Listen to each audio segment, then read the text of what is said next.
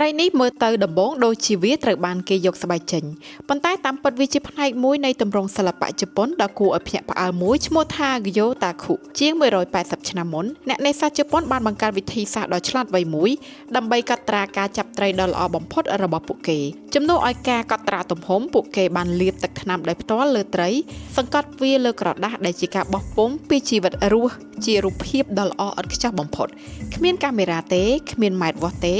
ត្រូវការតែត្រីនិងទឹកខ្មៅប៉ុណ្ណោះវាបានចាប់ផ្ដើមពីសៀវភៅកំណត់ហេតុរបស់អ្នកនេសាទដែលបានក្លាយជាទម្រង់សិល្បៈដ៏ពិសេសសប្តាហ៍ថ្ងៃនេះវិចិត្រករប្រើប្រាស់សារធាតុពណ៌ជក់និងក្រដាសពិសេសដើម្បីបង្កើតការបោះពុម្ពត្រីចម្រុះពណ៌និងលម្អិតដែលបង្ហាញពីវិញ្ញាណភាពរូបរាងនិងសូម្បីតែចរិតលក្ខណៈរបស់ត្រីនីមួយៗវាមិនមែនគ្រាន់តែលាបពណ៌និងសង្កត់ត្រីនោះទេវាត្រូវការជំនាញភាពជាក់លាក់និងការដឹងគុណយ៉ាងជ្រាលជ្រៅចំពោះធម្មជាតិ Ebook Mania មានទទួលផលិតវីដេអូក្រាហ្វិកបែបនេះតម្លៃចាប់ពី$5ឡើងទៅតើបើចាប់អារម្មណ៍សូម comment yes